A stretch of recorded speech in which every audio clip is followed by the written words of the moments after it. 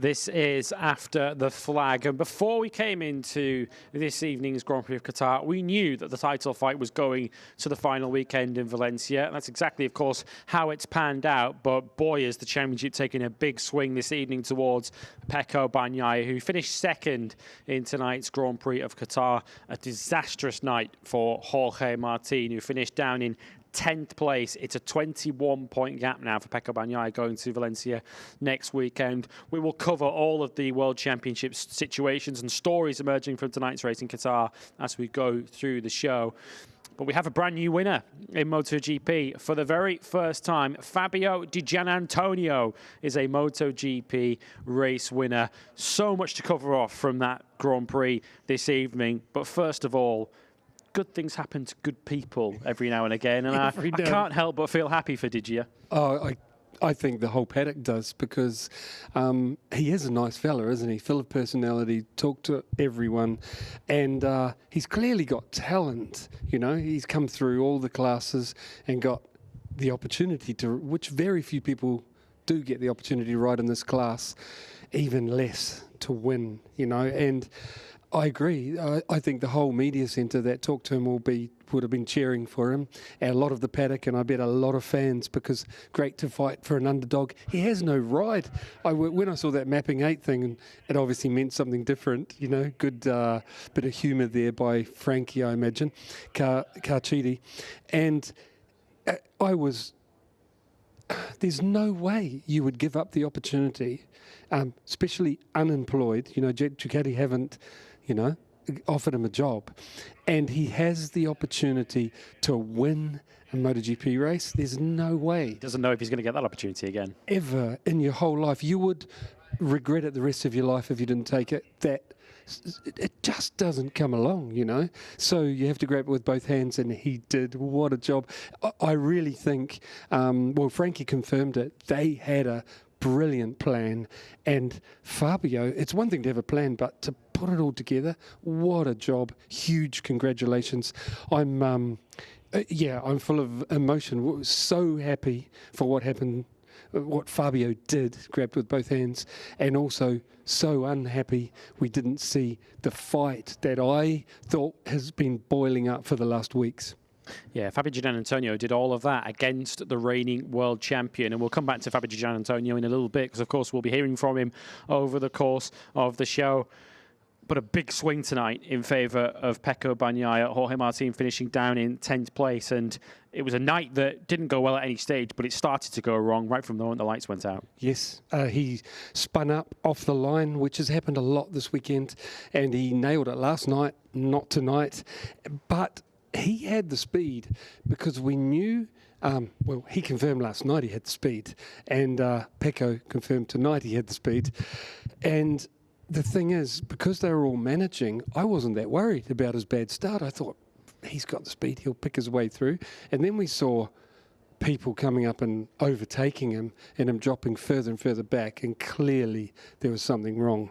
And it's why I'm furious, because this was boiling up 2 riders, and we don't even know who's faster. We suspect, but it was also tyre management, where I thought maybe Jorge's faster after what we saw last night, but Pecco's better at managing, and I really thought we're going to see what we've all been waiting for. And if it is confirmed that it was stopped, we got robbed by some technical problem for Jorge, I think it's a travesty. We didn't get to see it. Yeah, it didn't feel as if it was something that was within Jorge Martin's control. At one point, he was the slowest rider on the circuit. He was running around in the 155s. So this was what happened at the start, and the agony piled on for Jorge Martin, as you can see there, because Pecco Bagnaia immediately into the lead of the race, and exactly the kind of scenario that Pecco Bagnaia would have dreamt of when he woke up this morning. Wonderful job by Pecco. I mean, he did exactly the right thing, you know, everything going to plan again. One thing to have a plan, but something else to be able to pull it off, and he really did. It was only spoiled by a little by Fabio, but even I think Pecco was happy with Fabio, and I was so pleased to see. I thought the mapping 8 meant the old, and I was so disappointed that Ducati would even expect him to follow that, and it wasn't that. All of Ducati happy for him, and because he totally deserved it, and Pecco confirming that he rode brilliantly and deserved it as well. Pecco being class in every aspect as always.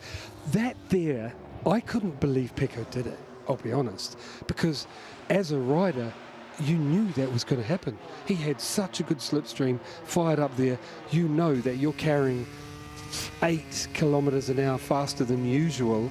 You have to brake earlier, and he didn't. And I was like, what's he thinking? Like, I honestly think that was a slight brain fade by Pecco, which you do not see very often. He's a pro.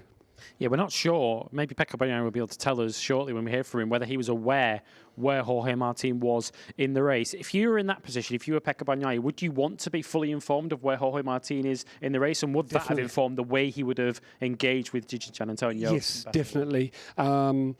If Jorge, I'd want to know if Jorge was close, or next spot back. But what it comes down to really, whether or not you would fight with Fabio, is how confident you felt in your tyres and how close you are to crashing. How much risk you needed to take. How much risk, yeah. Obviously, if you think, I can do this, like Pecco often has this year, he's fought for the win, even though he didn't have to, and I respect that, really good. It looked like he thought he could until that mistake in the braking zone. And Pecco Bagnaia finishing in second place here tonight, barring that near collision with Fabio Giannantonio, did just about everything he had to do here tonight. And I've noticed from reading Pecco Bagnaia's body language through this title battle as his lead's being whittled away by Jorge Martin, sometimes you've seen signs of frustration or tension come out, but he's always been able to keep quite a level head. He's been here before, of course, winning the World Championship last year. You just get the feeling that for all the tension, Pecco Bagnaia was able to just keep everything on a pretty level head, which is, I guess, the sign of a world champion. Yeah, and experience. He's a clever guy. Like, I admire him on so many levels. Like I mentioned on commentary this weekend, his ability riding-wise, obviously, but also technically, how he can talk to his team and figure out problems, that he's had, and so many angles. His professionalism, and that he's an absolute gent always. He's a class man. And I loved this fight and how it was boiling up, and how Jorge is so different. He says he comes from a poorer background, and he's such a cool story of talent, hunger. He reminds me of when I look at him, a little South American boxer that will never give up, with massive ability and stubbornness, ready to risk everything. And I loved it. These two totally different characters, and it's why I wanted to see that fight that we were all looking forward to. Yeah, leaves Jorge Martin 21 points adrift of Bagnaia going to Valencia. By no means is it over, of course. 37 points still up for grabs next weekend. How will Jorge Martin put this out of his mind? Is it easier to put it out of your mind when you know it was something that was out of your control, or will this really sting for the next 5 or 6 days before he gets back on the bike? Let's wait and see what it is, but if it is a technical problem confirmed by him, we'll hear from him tonight, hopefully, unless he's too angry. But it's too big a pill to swallow, that you get the opportunity to win a race is so rare, but the opportunity to win a world championship or even fight for one, was my worst nightmare. I did not want it to come down to someone else taking one of them out, or a technical problem taking one of them out. I wanted it to be a fight, and I know I can't always have what I want, but I think it's the fairest way, and I look forward to hear what it was, but it'll be very hard for Jorge to swallow. Well, I'm looking forward to this interview. It's been a tough year in many respects for Fabio Giannantonio, but tonight was his night. Fabio Giannantonio, your Qatar Grand Prix winners with Matt Burt. Yeah, I think it's fair to say it's a fantastic, phenomenal Fabio Di Giannantonio. He's got the massive smile. Fabio, I've only got one thing to say, really. Congratulations. Thank you. For the first time in your career, you're a MotoGP race winner. You've had a few moments now to sort of let it to start sinking in, but how do you describe your emotions right now after that incredible night? Well, yeah, it's been an incredible night, as you said. We were fast all the weekend long, and after yesterday, I said, hey, maybe we have a clear chance to make the things work. And I want to say, and I have to say, that my crew is just fantastic. Once Frankie Carchedi joined our team, we started to work really, really close together, and there is an amazing energy inside the box. So race by race, we started to build this performance, and today was just everything perfect. We planned every single lap, and everything stick to the plan, you know. So it was just unbelievable. Whenever I took Pecco, I said, okay, now I have to do the hard job. Then I saw him making a mistake. I said, no, man, can't believe it. We made it. So yeah, it was an amazing moment. I'm super grateful for this. Fabio, you sat in the media centre here on Thursday and said you were here to win. You felt like you had the confidence to win. Why did you feel that this could be your weekend? Because, mate, you have to work hard. You have to believe. You need to have your own confidence. You know, nobody can give you the confidence. And yeah, I'm a bit not angry, but it's a pity that a lot of people think that confidence is a sort of arrogance. But it's not arrogance. It's just that fire helps you to bring that things more. You know, but that things a little up. You can push something more. And I'm trying to build my own confidence and making my steps, improving, learning. I arrived here saying, hey, now I think that I'm quite a complete rider, so we can make another step, and we made it. We know that Pecco's fighting for the World Championship. It was a very clean battle, but we saw on the dashboard at one point mapping 8, and everybody was thinking back to Andrea Dovizioso and Jorge Lorenzo. So I have to ask you about that mapping 8, and does it have a different meaning for you and the Gresini team? Honestly, when I didn't expect to have Pecco in front in that moment of the race, because Pecco seemed that he was struggling all the weekend, so I thought that it was someone else on the front. But then it was Pecco, so I for sure had to be super careful, and I was a bit sorry, because if I can steal some points from him, it's a pity for his championship. But then we just planned to make the pass 4 or 5 laps till the end. So that mapping 8 was just, hey, now is the moment. And it was a good signal, because I couldn't see my pit board any lap, because there were so many pit boards and I couldn't see my one. So I didn't know how many laps it was till the end. So then finally I saw mapping 8, and I started to find my pit board. So I saw there was like 4 laps to go. So I said, oh man, I need to do it now. So I tried to make it as clean as possible, and we made it. And we have to talk a little bit about next year, Fabio, because you've had this incredible end to the season. I can't believe that you haven't got a ride as you get in 2024. But I mean, victories and performances like this weekend show that you deserve to be here next year. Mate, what to say? I'm speechless about this argument, because at the end, I think that I'm doing everything on time. It's just my second year in MotoGP. And if you look also other riders, you know, we are in the best championship in the world, in the highest level of motorbike championship in the world. You are in MotoGP. The last guy that today arrived last is a world champion, so the level is super high. So for sure it takes time to make the things all work out, you know. And finally we made it, but I think we are completely on time. Oh. Getting some congratulations here from another Gresini Ducati winner here in Qatar, of course, Enea Bastianini. So yeah, let's say that I think it's a bit a real situation, and I hope we can turn the things out. And just finally, Fabio, Phillip Island, when I spoke to you after that amazing race in Australia, you said you could barely speak because you were shouting so much when you came over the line. This was a different feeling when you win a race. So how much you were screaming inside that helmet when you took the checkered flag tonight? If you see my last lap into the Tatas, it's a completely shit lap. I was missing all the corners. I saw that I had a big gap. I was screaming inside the helmet. I was like making stupid things. It was like, you know, an explosion of emotions. And then I crossed the line. It was a bit of screaming, crying. Yeah, it was just amazing. I would pay all my money to relive this moment forever. Fabio, I wish this interview could go on for another hour because it's always a pleasure talking to you. And I really sincerely hope that you do find a seat in MotoGP next season. All I can say is huge congratulations on a phenomenal weekend. Thank you. We try. Ciao, guys. Yeah, I love that interview as well. That's how you want to hear someone enjoying their first Grand Prix victory or first MotoGP victory in any case. So he's certainly cleared up what the Mapping 8 message was about, and we'll take him at face value on that it was part of a pre-race plan in terms of when to up the pace potentially and attack Pecco Bagnaia. Certainly with those kind of performances, he won't be unemployed for very long. That is for sure. There is no question, though, Fabio Giannantonio, as we've gone through this season, particularly in the second half of the season, has been a noticeable step forwards for Fabio Giannantonio. Where do you think that's come from? I can't answer exactly. That's a difficult one. But I can't add anything better or improve on anything better than his interview that he just did. I would encourage you to rewind and listen to him again. I agreed with everything he said, like wholeheartedly, about the time you need. It's always been that way. You always need to.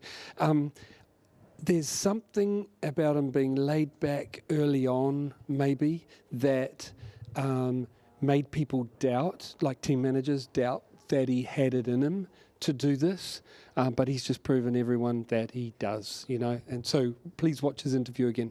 Certainly does. Luca Marini has it in him as well. Third place for him today. A double podium this weekend for the Muni VR46 rider, who of course also started from pole position this weekend. Let's get his reaction with Matt.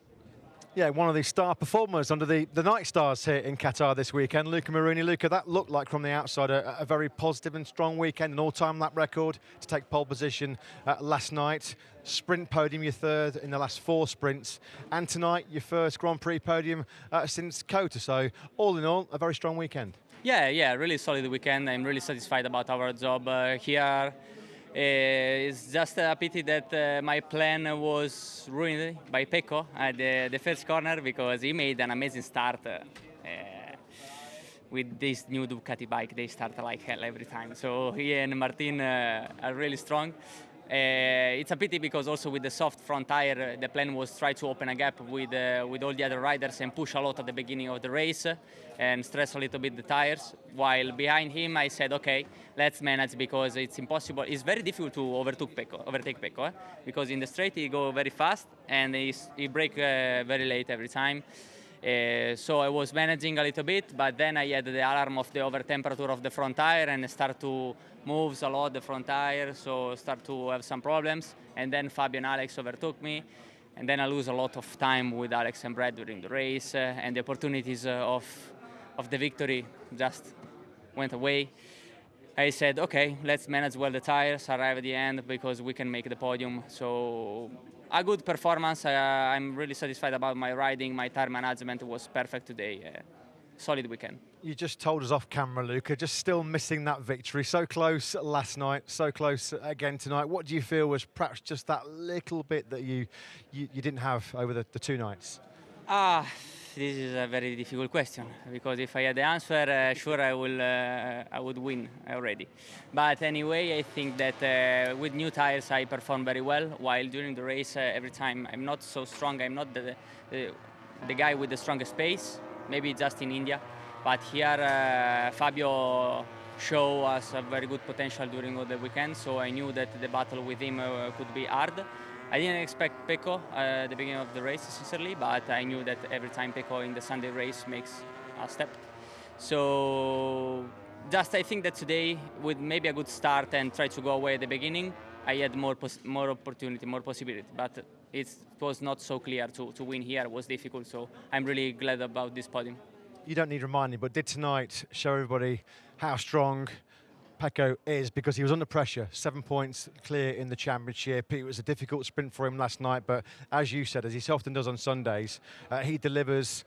That was an impressive ride by what he did tonight, wasn't it? Yeah, very strong, and I think that Pecco is stronger than Jorge in this situation because also he has more experience of this kind of situation. He is the 3rd year that he fights for the victory of the championship, so he knows very well the pressure that you have in these last races of the season. And as a rider, I know that is a very difficult situation. Sure that Jorge today went bad. I saw the start, he had a spinning in the start. Big so spin. if you start your key race in this way, it's very difficult with your focus and your mindset at that moment of the race. So it's a pity for him, but very happy for Pecco.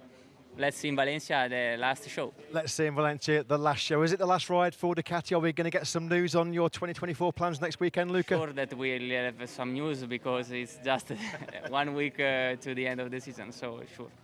Great way to go into that final round. Well done, Thank you Luca. so much. Thank you. Bye-bye. Italian or no? Yeah, watch this space on that one from Luca Marini. Potentially between now and Valencia, expect to hear news as to whether he's going to be in VR46 colours or more likely we hear in Repsol Honda colours. Of course, a lot of the focus this weekend will be on Giannantonio, the winner, but also the World Championship. But easy to overlook what a good weekend Luca Marini's had here. Great. Oh, I mean, pole position, new lap record, which is extremely difficult to do on an older bike. And he was saying about the two riders he mentioned, Jorge and Pecco's starts. They have, and also Anea, those three riders have the new device. That's what helps them, adds to their ability to get those starts. And Luca, pole position, podium, both races, and in the mix, you know, last night he said he missed a couple of tenths competitiveness. Tonight he believed he had it, and he's normally pretty straight up and down with us, like admitting last night he didn't. And real shame that he wasn't in the fight like he thought he'd be, but great weekend. Pecco Bagnaia certainly was in the fight. Second place for him here tonight. Didn't quite have enough in the end to hold Fabio Di Giannantonio at bay, but a big night for his World Championship defence. Let's get his reaction now with Matt. He's just having a little chat off camera with his great friend Luca Marini. Because I give it to him the hair plugs for the I race. finished my hair plug. Oh, really? Yeah. So you have to get some then for Valencia. I tried the bad one, but they are too loud, and I was without the sound for 2 hours. He's deaf. He is now, anyway. Yeah, Pecco, huge congratulations. From the outside, that felt like probably the most important second place you've had of your career so far. Huge for the championship. It wasn't easy, but that was a huge 20 points, wasn't it? Well, it's absolutely fantastic, but I'm not happy because I was there fighting for a victory and I lost it for a mistake that I already did in the past. So it was a pity, but in any case, happy overall. Getting sucked by the slipstream is something that can happen right now, and I wasn't expecting this much. But in any case, we managed to do a really great pace. Was fantastic. And thanks to this pace, I opened the gap that makes me finish second in any case, also with the problems I had. And was very important today, considering that Jorge had the problems at the start. And nothing. It's fantastic, and we go to Valencia with a bit more relief compare when we started this trio. So happy overall. Yeah, certainly a bit more relief going into Valencia next weekend. We'll talk about that very shortly, Pecco. But just talk us through that instant with Fabio at the end of the straight into the first corner. We saw from the helicopter shot how close it was. Was your heart in your mouth at that point? I was very. I get scared about this moment because in a moment I said, okay, I will touch it. I will get in through him and will be a disaster. But finally, I managed to put the bike on sliding and have helped me to push more on the brakes to stop the bike, and that was the only thing possible. And then the other 2 laps, I was completely scared, and I was very slow. Just riding around to take those 20 points. It was an intense fight with Fabio. We saw on screens at one point he was getting the mapping 8 and everybody was thinking about Lorenzo and Dovizioso a few years ago, but he said that was all part of the Grazzini plan. That was when he was being told to attack, which he did. I mean, obviously he had fantastic pace tonight. I was not knowing. He get mapping 8. He got mapping 8, yeah, which maybe was fantastic if it was the same as the past. But. Yeah, unfortunately for you, it wasn't. They said that mapping 8 for him this time around was for him to overtake. It was for him to attack, yes. But in any case, he was faster. I tried to do the maximum with the pace, and I did my best lap time when the lap before going wide. but nothing. He was close to me. Every time I was pushing a bit more, he was pushing a bit more. I was every time closer, so I tried to do the best. But I wasn't. My only objective was to win, but without taking too much risk to win, because it was very, very important to take points today. Very important with your closest championship rival, Jorge Martin, having big problems. Jorge at the checker flag down in 10th place. Were your team telling you what was the situation with him? No, I never saw it, but I was thinking he was fourth, but no, I wasn't seeing that he was behind like this, and my team didn't say it to me. The job is not completed. There is still one race remaining. 21 points clear on the championship. You took 14 points out of Jorge today. The maths are quite simple. It sounds very easy for me to say this, but if you win the sprint next Saturday, you are successfully defending the World Championship. I know I said it's easy to say it, but you're in a great position now, Pecco. 21 points clear with just one round remaining. Yeah, absolutely. But last year I remember my feeling, and it was even if I was with 23 points of gap and one race to do, I was very, very under pressure. But this year is different. I think we can manage better the situation, and Jorge will have to totally attack 100%, and I will have to. I have to push absolutely, but with a bit more margin. So we are in the best position. It feels like today was a hugely important race in the championship. Well done, Pecco. Congratulations. Grazie. Yeah, if Pecco Bagnaia wins the sprint and Jorge Martin fails to finish second in the sprint, Martin will have to relinquish any hopes of winning the World Championship. Even if Pecco Bagnaia doesn't score any points in the sprint and Martin wins it, third or better on the Sunday afternoon in Valencia, will be enough for Pecco Bagnaia to win the World Championship. Quite a lot to unpack from that interview. First of all, he wasn't aware of where Jorge Martin was during that race. Secondly, he was as entertained as us all when the mapping 8 message became a thing. And also, what we learned, I think, from Pecco Bagnaia there, on a day when arguably he's put one hand on the World Championship, world champions are perfectionists, aren't they? And he was still a little bit cross with himself that not only did he allow that race to get away from him, but very nearly let the whole thing get away from him. Yeah, and another reason to, well, why I respect Pecco so much, an absolute gent. I knew it was a human error, a rider mistake, and he could have said otherwise, you know, but he just admitted it, and top man. Yeah, the mapping 8 thing, I've already heard that this man has confirmed it was rear tyre. We should listen to him, shall we? Yeah, let's go across and hear the reaction now of Jorge Martin, who finished 10th here today. Jorge, was obvious from the get-go that you didn't look comfortable out there. What happened? Well, for sure I wasn't comfortable. You know, you saw already in the start I had a big spin, and you know you can understand what happened. No, the rear tire wasn't working okay. It's you know, I'm really disappointed that the championship is decided by a bad tire, but you know this happened to me. It's a pity, but it is what it is. So yeah, I struggled a lot. I didn't have a rear grip. I couldn't stop the bike. I couldn't turn. I couldn't open the throttle. It was like wet conditions. And yeah, I think with my experience, I was able to make at least some points. That wasn't easy. So hopefully we can, you know, now we move on, and hopefully we can do it in Valencia. You say championship decided, but still 21 points to gap with 2 points scoring opportunities remaining. How do you now look at that season finale next weekend? Yeah, everything can happen in Valencia. Pecco can make a mistake. I can win for sure both races, but I can win if I don't have a tire like today for sure. I have the potential to win. I think today, for sure, it's not decided yet, but it's not the same arrive in Valencia close than in this condition, just because a seat tire. So, you know, a bit frustrated, but I feel like they don't beat us on the track. They beat us outside. So I'm quite relaxed, and I feel like we deserve this championship. Thanks, Jorge. Thank you. Yeah, thanks to Jorge Martin for his honesty. Jack Appleyard asking the questions there. You can totally understand how gutted Jorge Martin is, and to have it taken away from him for something that was completely out of his control, saying that he had a poor rear tyre, and have to say the way the race panned out, that's kind of how it looked. It was very clear. to me, I mean, that's why we know Jorge has the speed, because we saw it last night. And we know he was up for a fight with Pecco because we saw it last night. I knew Pecco was up for the fight tonight, and I was so looking forward to it. And that, I'll be honest, I think I'm angrier than Jorge, because we all got robbed.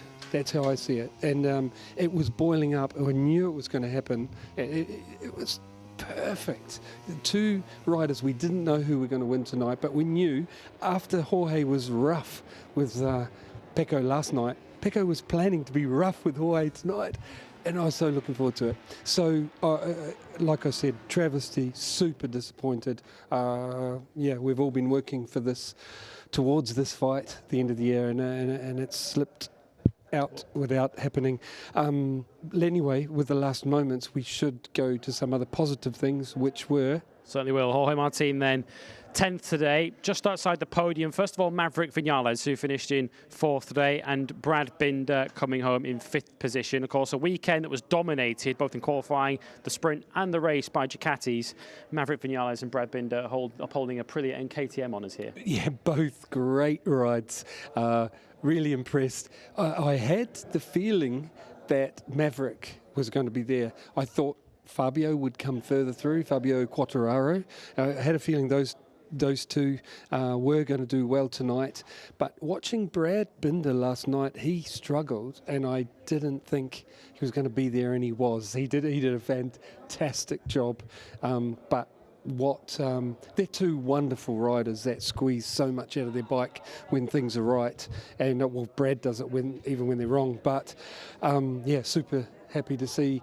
Just in general, both KTM and Aprilia did not reach their potential this weekend like I thought they would. Particularly on Friday night, we thought Aprilia were in really good shape here. Yes, they explained that, actually, the riders, how they quickly got to the ceiling of what Aprilia were capable of, but couldn't improve from there.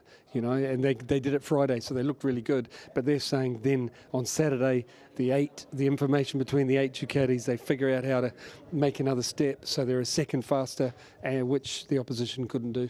And Fabio Quartararo, as you mentioned, he finished in 7th here tonight, just behind Alex Marquez. He also had a really good ride in the sprint yesterday too, did Fabio Quartararo. I said on commentary in warm-up this morning, there are very few riders, if anyone, in MotoGP at the moment who's riding as well as Fabio Quartararo is pound for pound. Fabio's ability on the bike, and his... I hassled him quite a bit, to the fans, to you, the viewers, early in the year, and Fabio's just absolute pro, young guy growing up in front of us, going through his first really tough times this year, and he's coming out, smelling of roses. In my opinion, the Yamaha only have to turn up with the goods next year, and they'll get the results because they have him. And I guess we also saw an idea, not just last night, but also tonight, of just how much Honda are going to miss Marc Marquez, because boy did he do a tremendous job to put that Honda in a place that no other rider could put it. Very good point, and I think everyone will be quaking in their boots about him getting on the bike winning machine tonight. Yeah, Marc Marquez in the end finished just outside the top 10, had contact with Johan Zarco on the final lap, but still came home in 11th place. So we move on to Valencia for the final round of the MotoGP World Championship. 21 points is the advantage for Pecco Bagnaia. It is all or nothing between Bagnaia and Martin next weekend. And as we've seen here this weekend, it is certainly not over yet. We will see you next weekend for the finale in Valencia. If you're watching us live, stick around to hear from the top 3 in the press conference. If not, we will see you for the decider, the Ricardo Tormo circuit, Bagnaia versus Martin next weekend.